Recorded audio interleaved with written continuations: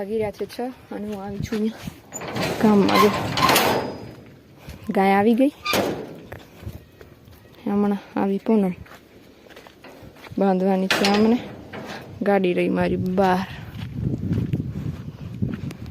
આજે છે ને વાતાવરણ એકદમ મસ્ત વરસાદી જેવું હતું. બપોર સુધી હતા ઝીણા ઝીણા, ક્યારેક વળી આવે, જલ્દીથી ચાલે જાય, વધારે નહીં પણ થોડા પાણી ન ભરાય એવા. હમણાં આવું છે વાતાવરણ, કંઈક બાંધવાનું છે, હવે બાંધી દઈએ.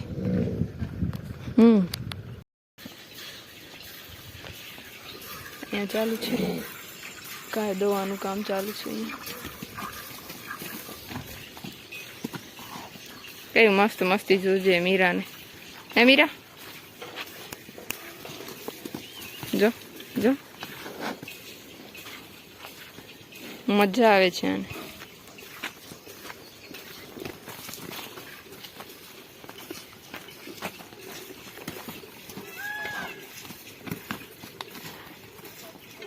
મોરલા ટંકા કરે છે આ બાજુ.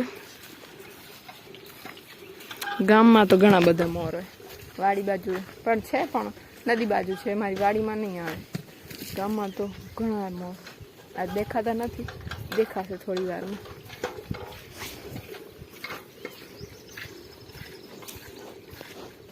ને આ રહ્યો જો એક મોરલો થાંભલા ઉપર.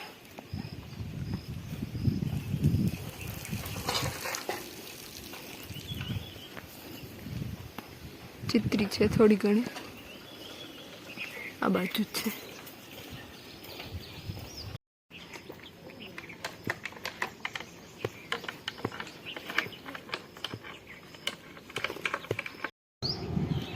મોરલો પાણી પીવા આવ્યો છે.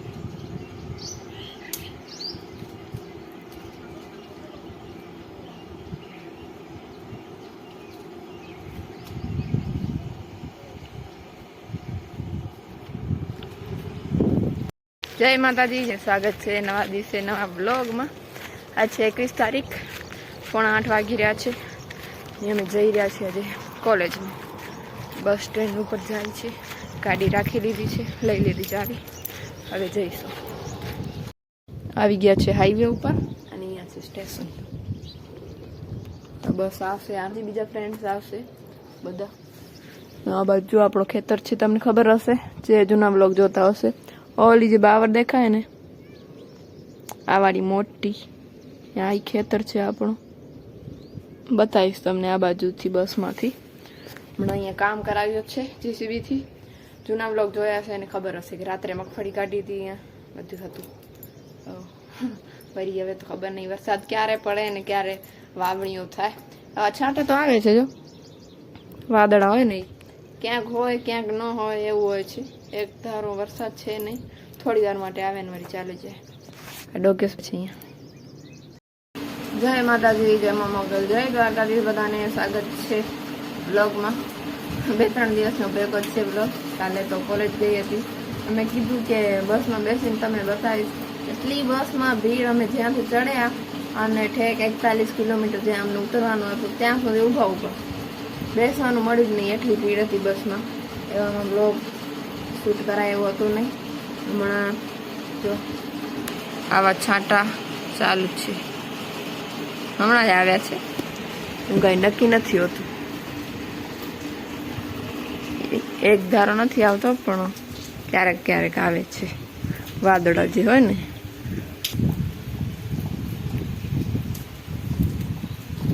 આ બધા પોતાનો પહેલો વરસાદ એન્જોય કરે છે.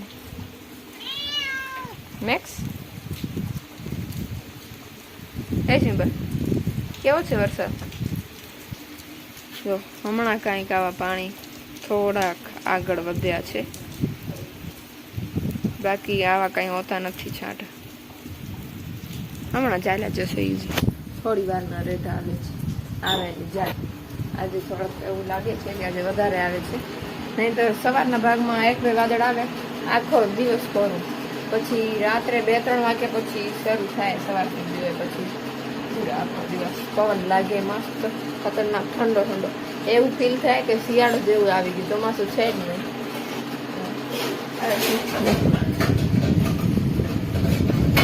પવન અડધો બીલીપત્ર સુકાઈ ગયો, પછી આ બાજુ લીમડો પણ સુકાઈ ગયો, જો બંધ થઈ ગયા છે ને.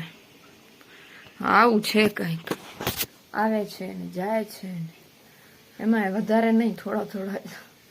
હવે ખબર નહીં ક્યારે આવશે, શું થાય, કેમકે આગાહી તો છે હવે 25 થી 30 તારીખ સુધી, પણ પશ્ચિમ કચ્છમાં ઓછી શક્યતા છે.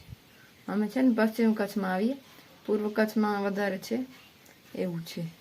ખબર નહીં ક્યારે આવશે વરસાદ. પણ કચ્છમાં જે એક સમસ્યા હતી ચારાની, એ હવે ઓછી થઈ જશે, કેમ કે સરકારે એવું કંઈક છે ઘાસ કાર્ડવાળું, એ ઘાસ કાર્ડ બનાવવાનું ગામમાં જે પણ હોય ગ્રામ સેવક કે તલાટી કોઈ પણ એ બનાવી આપે છે. 4 કિલો મળે છે લગભગ ઘાસ, લીલો ઘાસ, 2 રૂપિયા પ્રતિ કિલો, 2 રૂપિયા એવું 4 કિલો એવું સરકારે કાઢ્યું છે. જ્યાં વરસાદ નથી ત્યાં હવે સૂકા ચારા ઉપર છે એકદમ. તો જે પણ કચ્છના હોય એ ઘાસ કાર્ડ બનાવી લેજો ચારા માટે. 2 રૂપિયાનો 1 કિલો ઘાસ એવું છે કાંઈ, તો એક રાહત કહેવાય, એ વાંધો નહીં આવે થોડા સમય માટે. તો આજનો બ્લોગ અહીંયા જ પૂરો કરીએ, મળીએ એક નવા બ્લોગ સાથે. ત્યાર સુધી બધામાં મોગલ, જય દ્વારકાધીશ. અને આ જો તમારી પાસે વરસાદ હોય તો કમેન્ટમાં જરૂરથી જણાવજો. મોટા ભાગના તો એમ જ કહે છે કે અમારે પણ નથી. આજે હવે જોઈએ, હવે તો કમેન્ટ કરજો બધા.